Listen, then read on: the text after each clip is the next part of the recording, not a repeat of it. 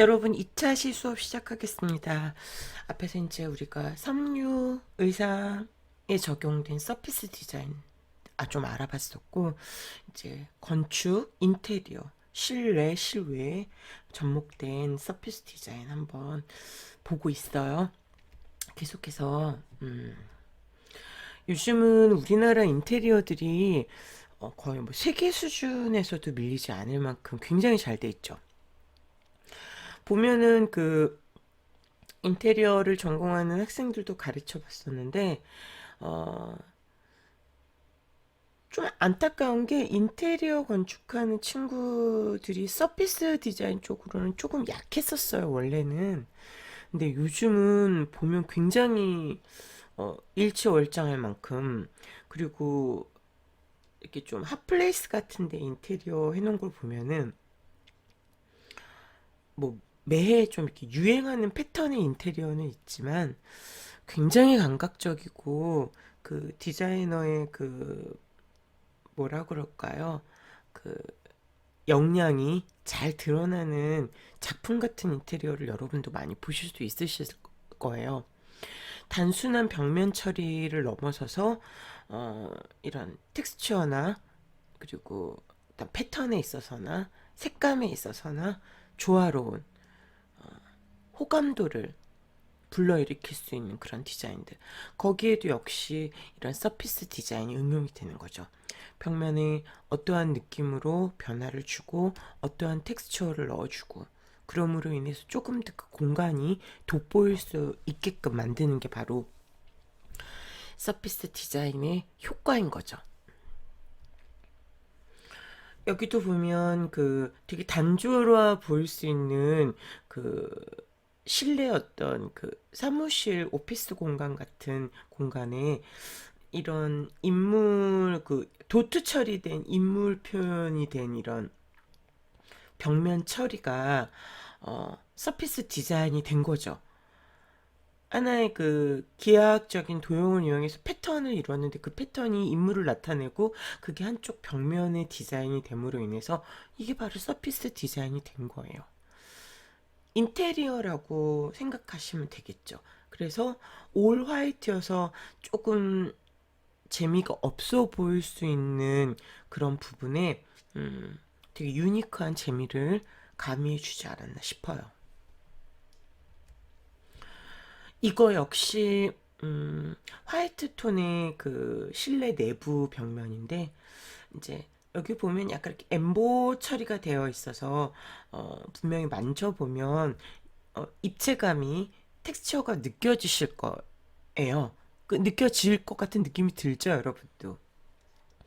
그래서 역시 좀 심플하고 깔끔해 보이는 화이트 톤을 썼지만 그 안에서 변화를 주고자, 그리고 그 변화가 과하지 않게끔 잘 공간과 어울려지는, 그래서 이런 식의 벽면 처리가 여기 그냥 단조롭게, 예를 들어서 하얀색 그냥 벽면이라고 생각하면 어떨까요? 저는 그게 더 좋은데요. 그러면 그럴 수 있어요. 왜냐면 다 취향의 차이기 때문에 그럴 수 있는데, 또 대다수의 사람들은 어, 지루해 보일 수 있거든요, 자칫. 이런 정도의 변화는 크지 않으면서도 그 너무 미니멀하지 않고, 너무 하얗게만 됐으면 약간 정신병원 같잖아요. 그쵸? 잘 표현한 것 같아요. 이게 바로 서피스 디자인이에요. 그리고 이제 서피스 디자인을 얘기하면서 그 인테리어 쪽 안에서 빼놓지 말아야 될 부분이 벽지라고 그러죠. 벽지.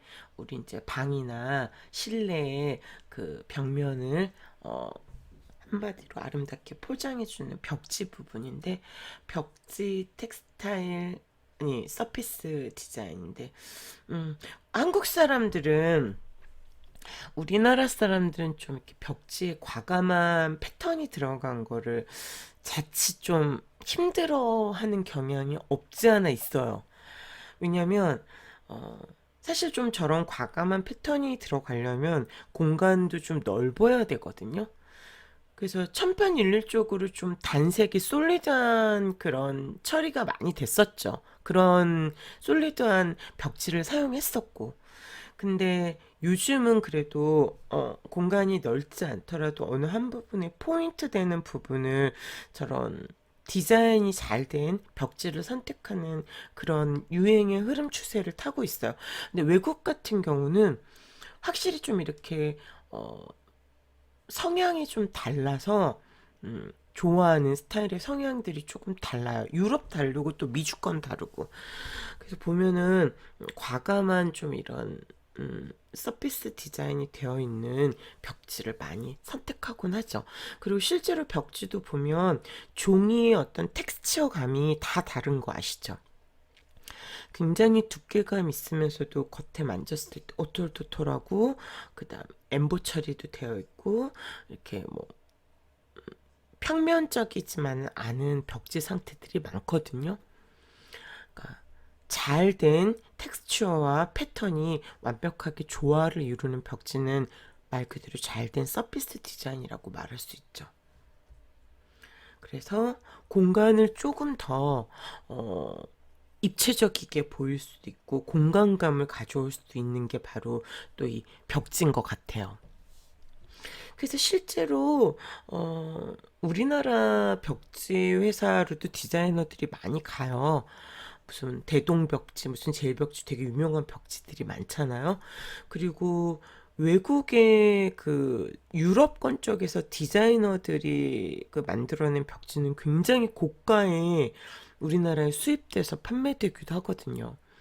그래서 이런 벽지들이 TV 방송 어디 뭐 드라마 속 어느 또는 잡지책 어디에서 한번 흐름을 타면 굉장히 유행 추세가 빠르게 이어가죠.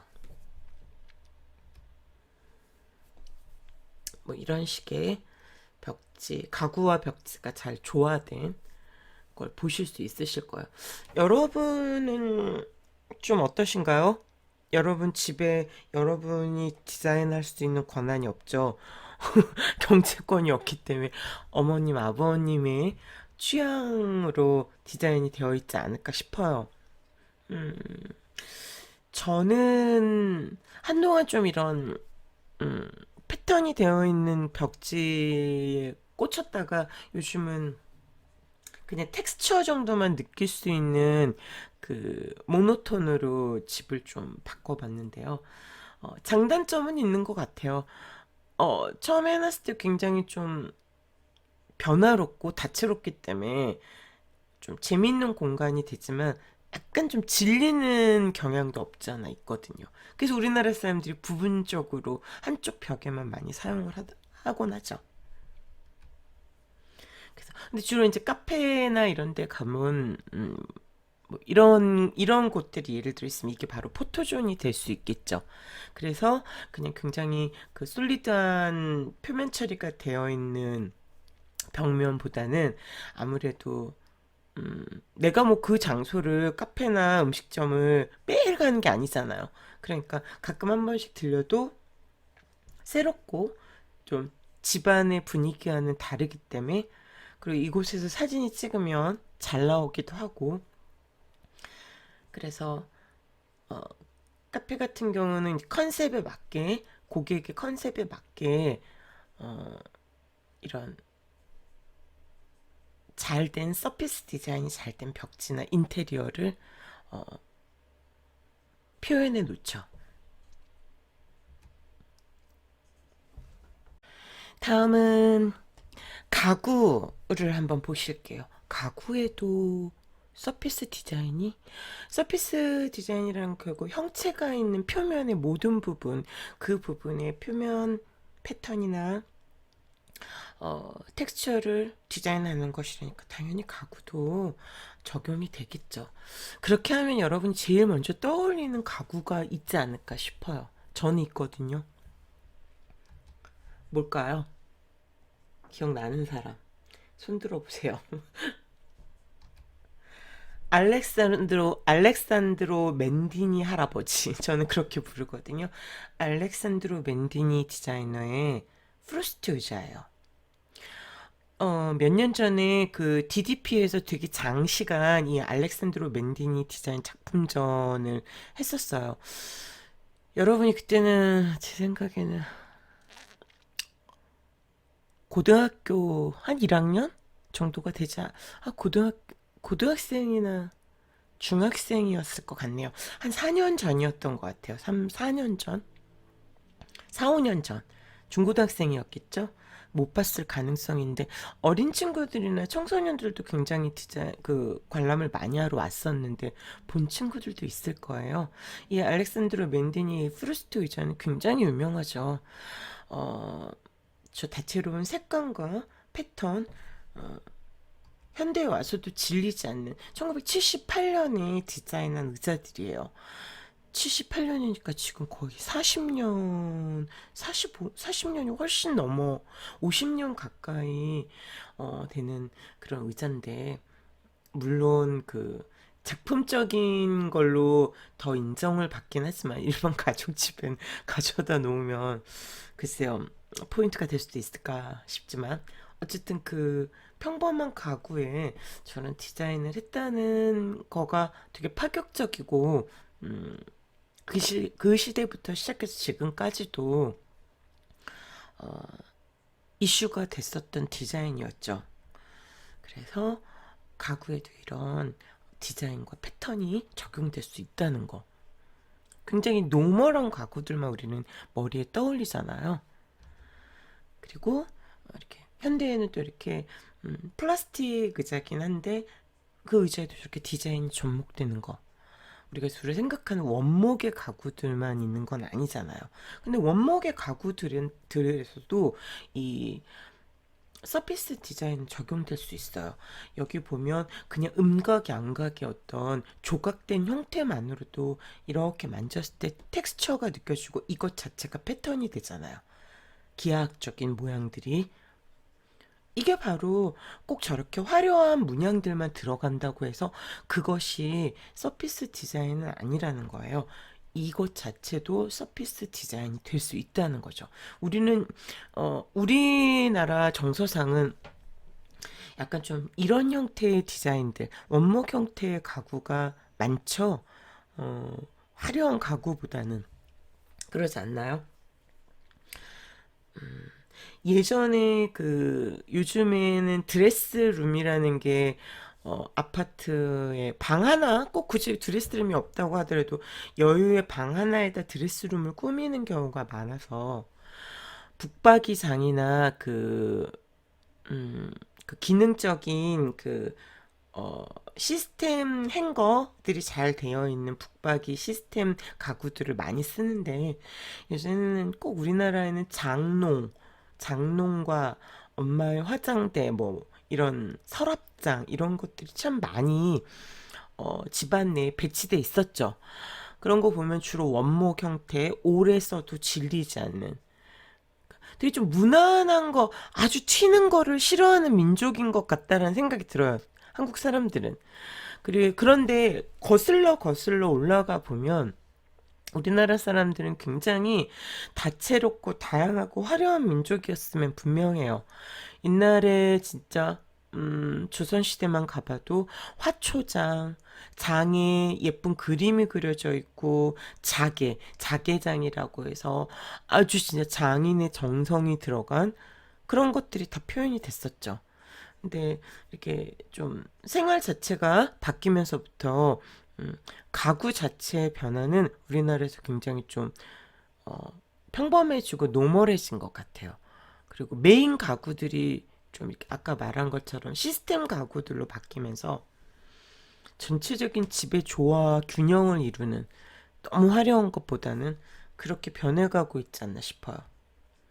그러나 뭐 이런 정도의 예쁜 서피스 디자인이 되어 있는 가구 하나 정도가 집에 있다면 분위기는 어, 달라질 수 있지 않을까 싶어요. 말 그대로 포인트가 되는 가구 정도 하나? 근데 저런 게 비싸요. 그게 문제죠.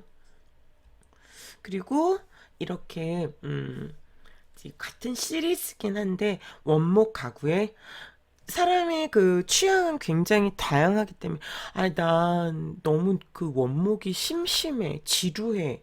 이런 사람도 있다고요. 100명 다, 1000명 다, 10,000명 다 똑같은 관점일 순 없잖아요. 거기에 이 사선의, 사선적인 것들로만 이루어졌죠. 그런 패턴이 들어간 디자인이 접목된 가구들도 선보일 수 있다는 거죠. 이게 바로 서피스 디자인이 적용된 거예요.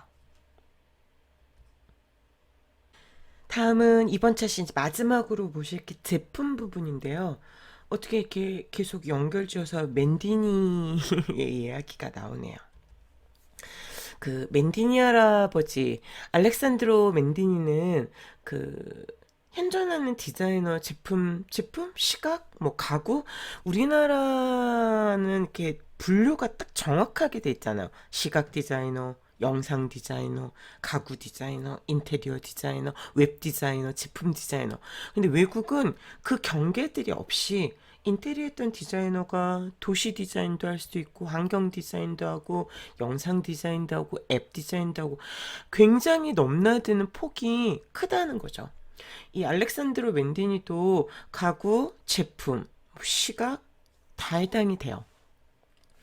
근데 제가 좋아하는 디자이너 중에 한 명인데 여러분 그 와인 따는 와인 따기에 그 안나라고 이렇게 치마 모양 입은 아니 제가 여러분을 너무 무시하는 거죠? 알렉산드로 맨디니 다 아시죠? 알렉산드로 맨디니가 그 LG전자랑 콜라보를 해서 디자인을 꽤 많이 했었어요. 뭐 지금은 안 나오는 단종된 제품이에요.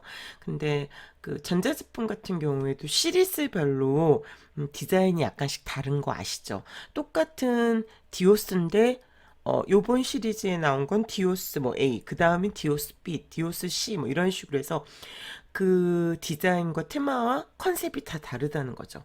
근데 알렉산드로 맨디니가 이제 그 LG 디오스하고 손을 잡아서 냉장고, 김치 냉장고, 에어컨 시리즈를 다 만들어냈어요. 굉장히 인기를 끌었었죠. 어, 저는 물론 단색을 좋아해요. 솔리드한 걸 좋아해서 이렇게 막 디자인이 막 이렇게 알록이달록 저렇게 된 걸 좋아하진 않아요. 근데 앞에서도 거듭 말씀드렸지만 이 디자인이라는 건 그리고 사람의 취향이라는 건 되게 다양하거든요. 그 다양한 고객의 니즈를 충족시키기 위해서 그 화이트나 블랙이나 그 무채색의 전자제품에 벗어나서 이런 패턴이 들어간 디자인이나 그리고 굉장히 컬러풀한 버건디색의 뭐 이렇게 그 버건디색이 제일 저한테는 강렬했던 것 같아요. 그런 전자제품이 유행하기도 했었고 요즘은 또 삼성에서 나는 그 비스포크 냉장고 아시죠? 소비자가 원하는 색상에 따라서 맞춤형식으로 비스포크 해주는 그 냉장고 보신 적 있으시죠? 뭐 핑크색, 파란색, 하늘색. 뭐 가격은 당연히 비싸겠죠. 그런 식의 변화를 꾀하는 일만이 신제품이 나왔을 때 소비자의 시선을 사로잡을 수가 있는 거죠. 근데 이제 LG 디오스에서 이 맨디니하고 작품을 꽤 많이 했었어요. 그래서 이제 맨디니 특유의 어떤 기하학적인 그 디자인을 가지고 많이 하거든요. 조형의 요소, 기본적인 조형 요소를 이용해서 앞에서 보신 의자도 마찬가지처럼. 그래서 지금 보시면 근데 이게 사진이 실제 제품 사진보다는 좀 덜 나왔어요. 이거보다 실제 보면 훨씬 더 예뻐요. 은은하고.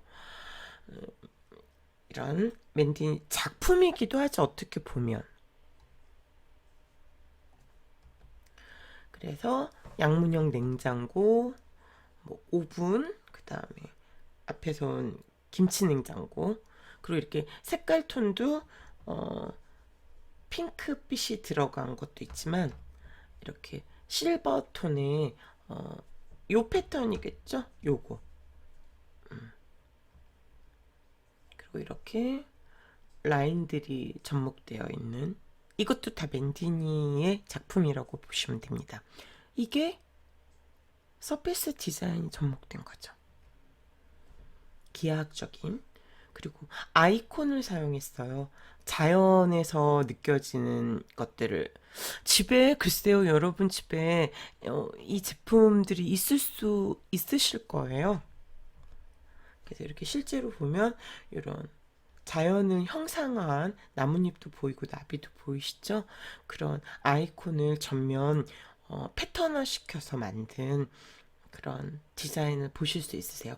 이건 에어컨에 적용돼. 그러니까 요때 맨디니가 작업한 모든 부분에 시리즈별로 다 적용이 되는 거죠. 근데 그런 생각을 했어요. 저는 저희 집에는 없는데 만일 이게 냉장고, 김치 냉장고, 에어컨 다 이런 패턴이 들어가 있으면 조금 조금 어지럽지 않을까? 이거 역시 개인적인 취향입니다. 하지만 잘 된 사례라고 보시면 돼요. 여기서 잠깐만이라고 나왔어요. 우리가 지금 여기 보면은 작가와 작가의 작품과 작품이라고 말할 수 있어요. 어, 작가의 작품과 디자인이 결합된 사례, 제품이 결합된 사례를 보실 수 있는데, 데카르트 마케팅이란 용어를 혹시 들어보셨어요? 데카르트 마케팅이란 기술과 예술의 만남이에요. 테크와 아트를 뜻하는 거죠. 작가와 협업을 필요로 하는 고차원적인 아트 마케팅인 거죠. 앞에서 보여준 바로 맨디니와 LG와의 만남인 거죠. 알아두시라고 그냥 서비스 차원에서 말씀드리는 거예요. 예술을 기업의 이미지에 입혀서 브랜드에 대한 고객의 호감도를 높일 수 있고 각광을 받을 수 있죠. 예를 들어서 그럴 수 있는 거예요.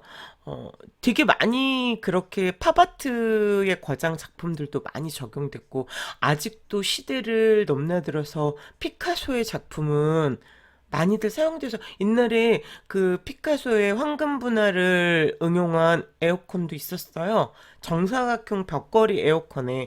그게 바로 데카르트 마케팅인 거죠. 그렇게 대물을, 나는 싫은데. 그래요. 본인은 싫을 수 있고 저도 싫을 수 있지만 다양한 사람들은 다르다는 거죠. 그럼 이 세상의 모든 전자제품은 화이트, 블랙, 모든 자동차는 한두 가지 색깔로 통일됐겠죠. 그러나 우리가 지나다 보면 저런 색을 어떻게 끌고 다니지? 하지만 꽤 많은 사람들이 다양한 색깔을 선호하는 그런 경우를 보실 수 있으실 거예요. 초반에는 가전과 IT 제품에 주로 적용되다가 최근에는 식품, 생활용품, 공사장 외벽까지 확산된 추세라고 합니다. 음, 이렇게 공사장 펜스 있잖아요.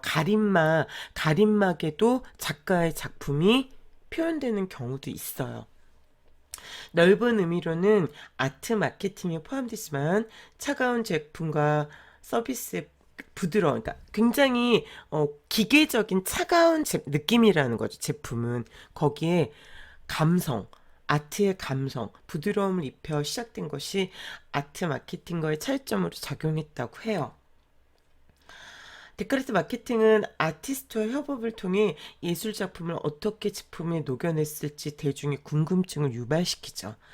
또한 사람들의 눈길을 끌고 브랜드의 품격을 높여 그 자체로 인테리어 작품이 되기도 합니다.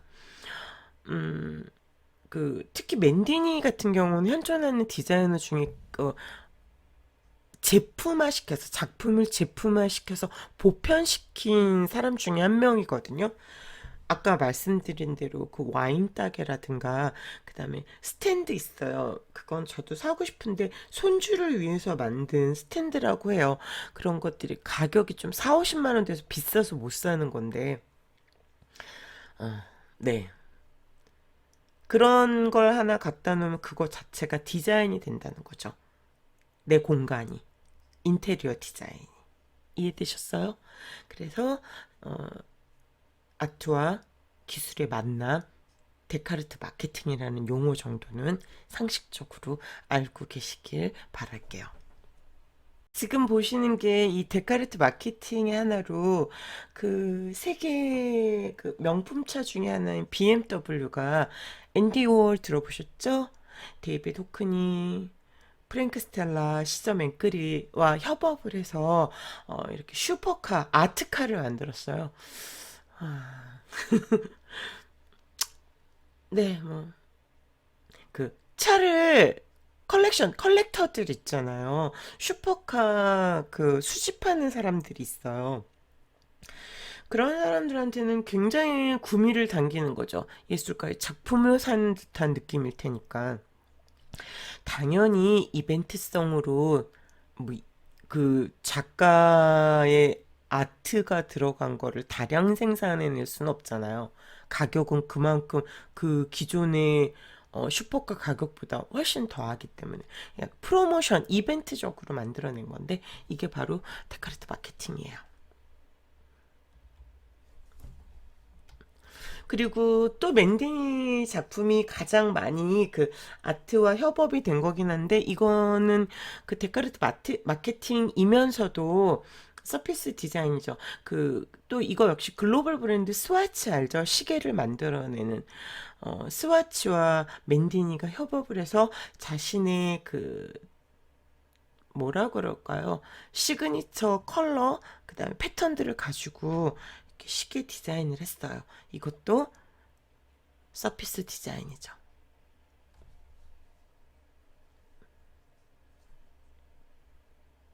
이건 예쁜 것 같은데. 여러분 어떠세요? 자, 그리고 저렇게 뭐 화려한 것만이 제품에 적용된 서피스 디자인인가 하시지만 그렇잖아요. 이거는 삼성에서 나오는 외장하드 있죠. 외장하드 디자인의 이제 표면 디자인을 한 서피스 디자인 사례예요. 무난하지만 그 아예 단색으로 표현된 것보다는 변화로워 보이고 저 정도의 변화는 많은 사람들이 호감도를 가질 수 있죠. 마지막으로 보실 거는 그 젠박스라는 블루투스 스피커예요. 근데 음향이 그 출력되는 부분이 스피커 이 부분의 디자인에 당연히 표면을 만져졌을 때 그 텍스처가 느껴지게끔 구조적으로 디자인을 해주고 그리고 어, 평범하지 않은 그 뭐라 그래야 될까요?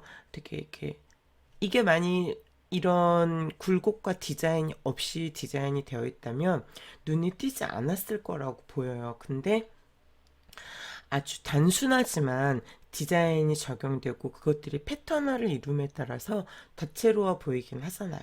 그리고 어, 유니크한 느낌도 나고요. 작은 스피커지만 이런 서피스 디자인이 적용됨에 따라 어, 고객의 선호도는 더 높아질 수 있다는 거죠. 실제로 그랬고 판매량이 높다고 해요. 그래서 이런 식의 미니 그리고 서피스 디자인이 적용된 사례를 보셨습니다. 2차 시 여기까지 하고 3차 시 계속 이어갈게요. 수고하셨습니다.